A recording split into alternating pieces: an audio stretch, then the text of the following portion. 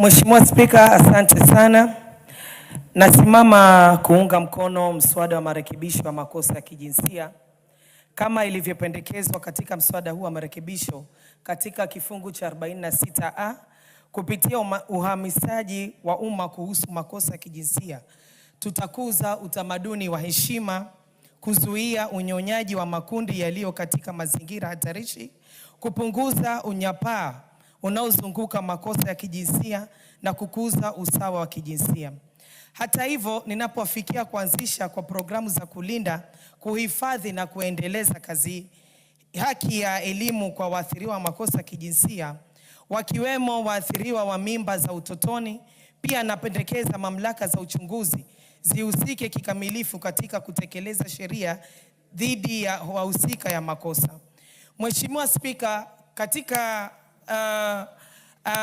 eneo langu bunge ambalo ninalolitoka, Mheshimiwa Spika, na ndio sababu kwa nini naunga mkono huu mswada, tumeweza kuona ya kwamba watoto wadogo wameweza kunyanyasika na wameweza kutumika vibaya kwa muda mrefu. Mheshimiwa Spika, mwaka jana, Mheshimiwa Spika, tulipata mtalii mmoja ambaye anatoka nchi ya South Africa na aliweza kulala na kuhadaa watoto zaidi ya 10 ndani ya Malindi, na hakuna jambo lolote lenye ambalo lilifanyika baada ya hapo.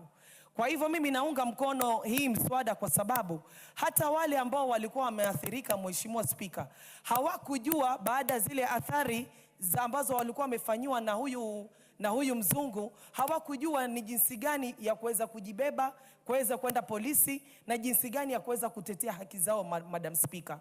So vitu kama hivi, Mheshimiwa Spika, ni lazima watu waweze kufundishwa. Mafunzo haya yaweze kupitia hapa bunge. Tuko sisi viongozi akina mama wa bunge, kuna cabinet secretary. So mambo kama haya, Mheshimiwa Spika, tukiyaweza kuyazingatia kwa ukamilifu, tutaweza kusaidia wale watoto wetu kule nje waweze kujua haki zao, waweze kujua vitu kama hivyo vikitokelezea wanapaswa kufanya nini, wafike wapi ili waweze kujisaidia kuweza kupata haki yao.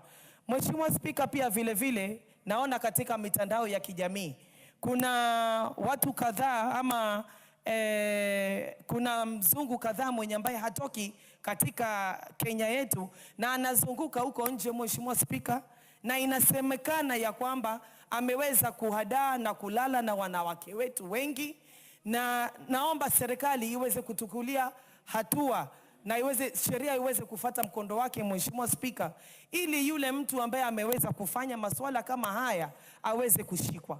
Labda ni kweli watu walikuwa wameelewana kujihusisha katika matendo kama yale, lakini Mheshimiwa Spika, lazima pia tuweze kuangalia ya kwamba katika kuelewana kule hakukuwa na maelewano ya kwamba yale matendo ambayo yametendeka wakiwa wao kama watu wazima wawili, ilikuwa kuna ulazima gani ya kuweza kuipeleka mambo yale katika hadhara. Saizi tunaona kuna nyumba za watu zenye ambazo zinavunjika, kuna ndoa za watu ambazo zinavunjika, Mheshimiwa Spika.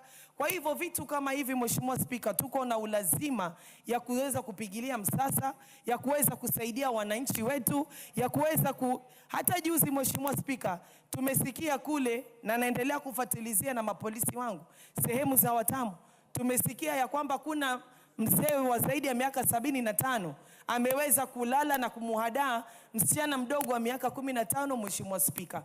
So vitu kama hivi, Mheshimiwa Spika, vinaturudisha nyuma na ni aibu kama nchi kama vitaendelea bila ya serikali kuweza kuingililia kati, na ni tusimame tuweze kuweka mikakati sawa, tuweze kuweka sheria sawa sawa ili tuweze kusaidia watu wetu, Mheshimiwa Spika.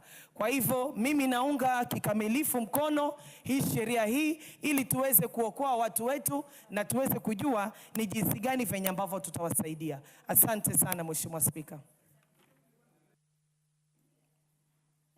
The Honorable Member for Kitui West, Honorable Edith Nyenze. Thank you, Speaker, for giving me this opportunity to hear my views on this bill. I say this is a very important bill because it actually tries to deter the acts of the offenders, offenders to the victims of sexual violence. It's very important to actually have a stricter and harsher penalties on people who commit such offenses. And this one will ensure that in future we reduce the numbers. Because if we continue like this, then this will affect the society, because these offenses resort into unwanted pregnancies,